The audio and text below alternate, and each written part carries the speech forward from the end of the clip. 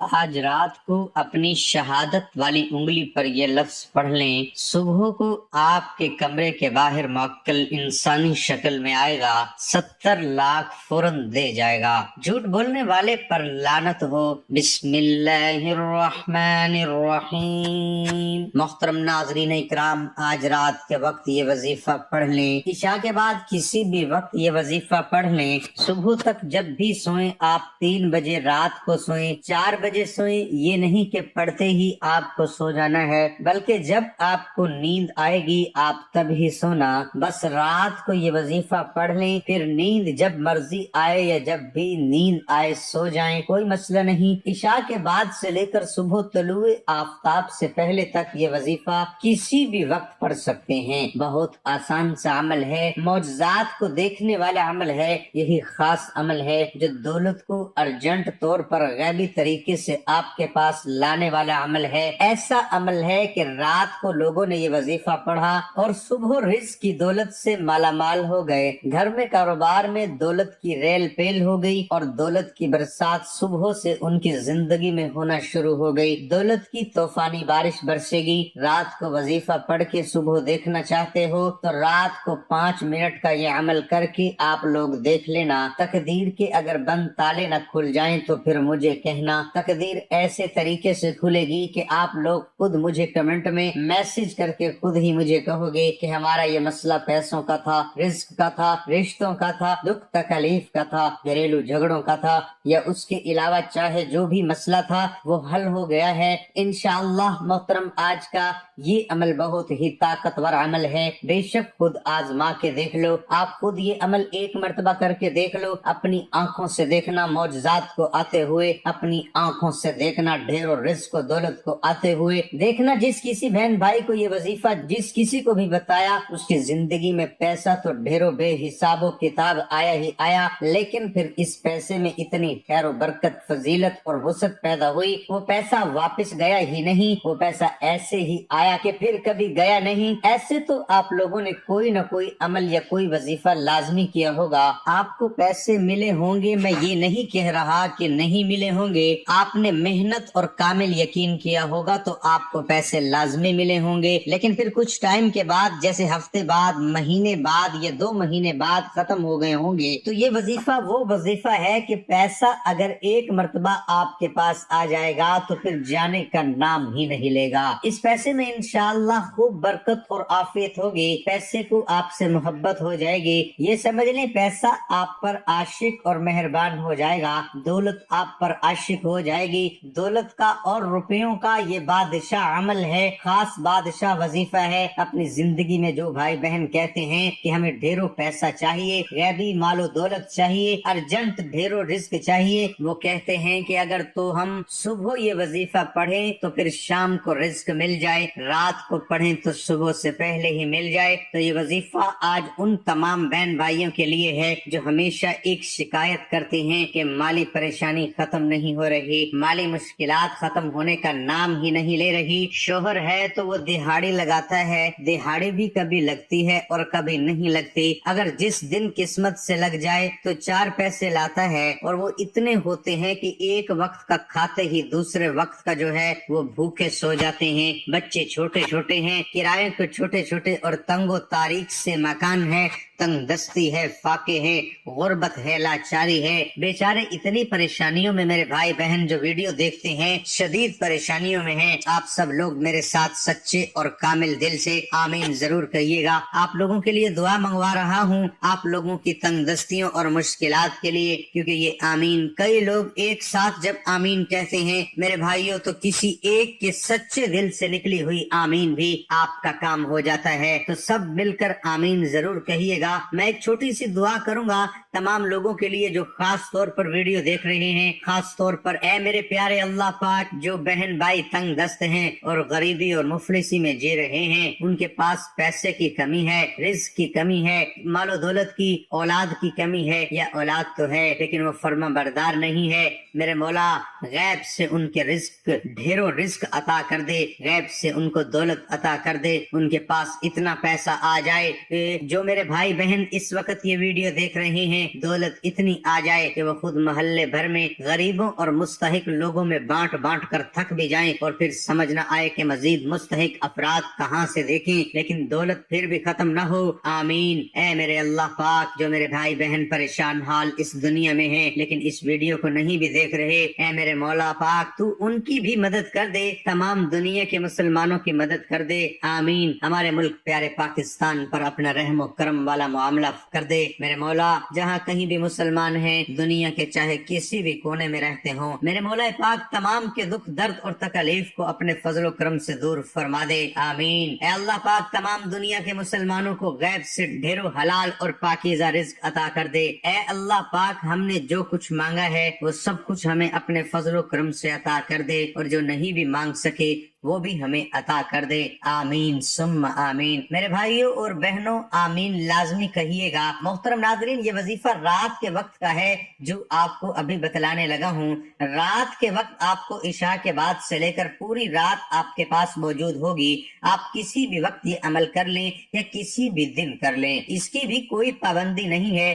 اگر آج ویڈیو دیکھ رہے ہو فرصت نہیں ملتی تو کوئی بات نہیں، کوئی مسئلہ نہیں، جب دل کرے اور وقت بھی بآسانی میسر ہو تو آپ یہ وظیفہ پڑھ کے دیکھ لینا۔ ایک دن پڑھ لو، 2 دن پڑھ لو، 3 دن پڑھ لو، لیکن آپ لوگوں کو دن میں اگر معجزات دیکھنے ہوں تو عشاء کے بعد جس ترتیب سے یہ عمل بتاؤں گا آپ پڑھ لینا۔ ایک دن کا یہ عمل ہے، صرف ایک دن کا۔ کبھی ایسا ہوتا ہے کہ کوئی بہت زیادہ کسی کا مسئلہ ہوتا ہے، اس دن کر لینا ہے، لیکن عموماً دیکھا یہی گیا ہے کہ جس کو یہ وظیفہ بتایا گیا ہے ایک دن کے اندر اندر اس کی تمام تر مالی مشکلات اللہ تعالیٰ کے فضل و کرم سے حل ہوئی ہیں، اس کے رزق کے مسائل حل ہوئے ہیں۔ اب آپ وظیفہ سمجھ لیں، سب سے پہلے رات کے وقت گھر میں کسی علیحدہ کونے میں بیٹھ جائیں۔ مرد حضرات جب کام وغیرہ سے فارغ ہو کر گھر میں آئیں تو سکون سے بیٹھ جائیں، سب کاموں سے فارغ ہوں، پھر یہ وظیفہ پڑھیں۔ پوری رات پڑی ہوئی ہے، آپ کو کون سی جلدی ہے؟ آپ کو تو اب کام پہ نہیں جانا، کھانا کھا لیں، ہر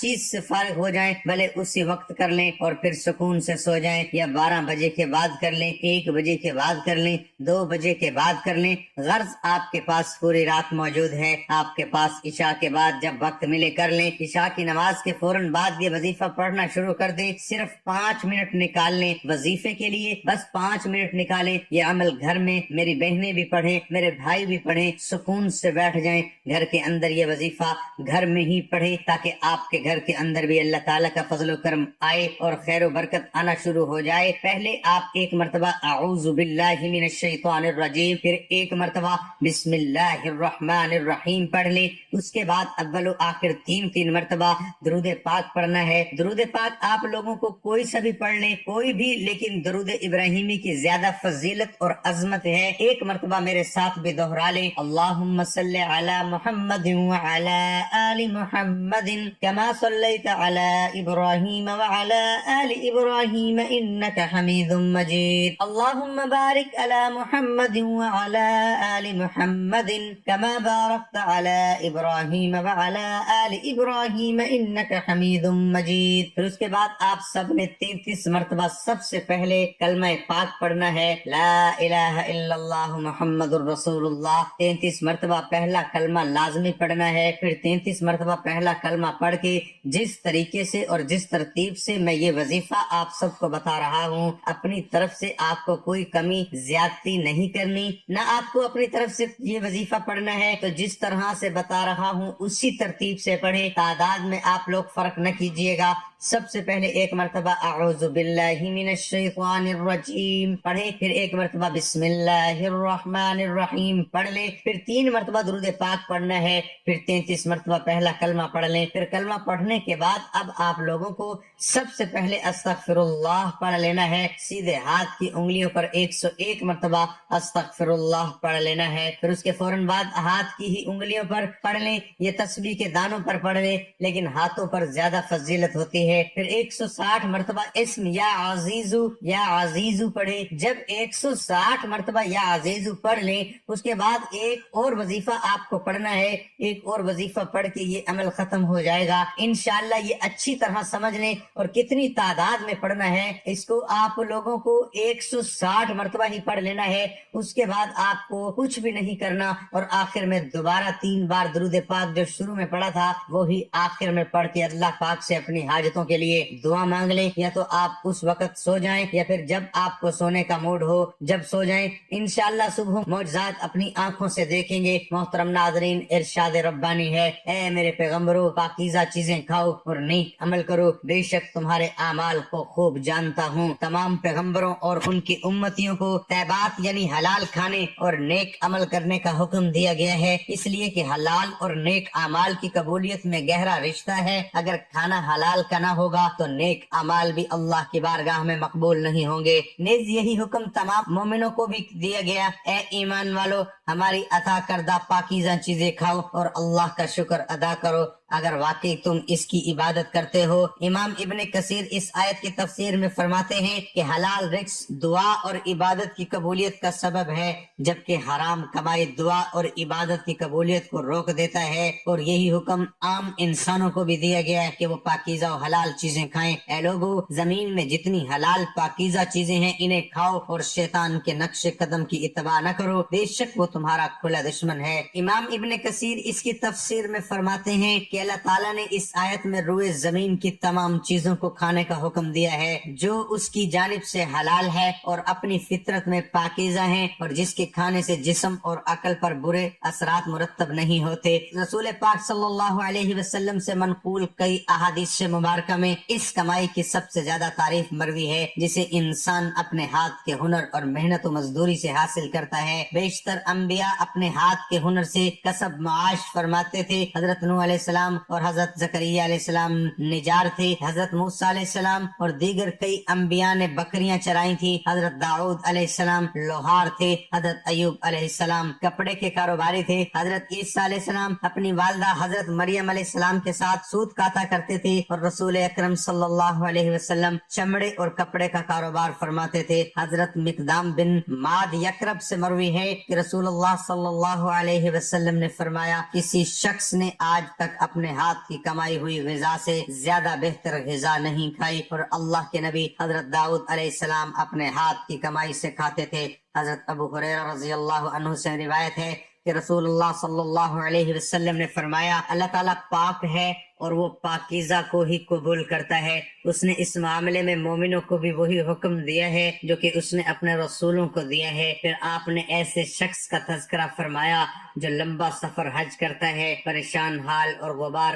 آلود جسم کے ساتھ میدان عرفات میں کھڑے ہو کر اپنے دونوں ہاتھوں کو دعا کے لیے بلند کر کے کہتا ہے، اے میرے رب، اے میرے پانہار، لیکن اس کی دعا کہاں سے قبول ہوگی جبکہ اس کا کھانا پینا، لباس اور غذا سب حرام کا ہے۔ آخر میں دعا ہے کہ اے اللہ، جو بھی رزق کی تنگی ہے، یہ جو بھی ہماری معاشی اقتصادی پریشانی ہے وہ ختم کر دے، آمین۔ ہمارے اوپر رزق کی دولت کی بارش کر دے، آمین۔ ہماری جو بھی بیماریاں اور دکھ تکلیف ہیں فضل و کرم سے دور کر دے، آمین۔ ناظرین اکرام، نماز کا اہتمام لازمی کیا کریں، کیونکہ نماز کے بغیر کوئی بھی وظیفہ اثر نہیں کرتا، اور حلال رزق کی کمائی آپ بھی اور اپنے بچوں کو بھی حلال رزق کھلائیں۔ اللہ تعالی ہم سب کو نماز با جماعت ادا کرنے کی توفیق عطا فرمائے، آمین، اور ہمیں نیک اعمال کرنے کی توفیق عطا فرمائے، آمین ثم آمین یا رب العالمین۔ اللہ تعالی ہم سب کا حامی و ناصر ہو، آمین۔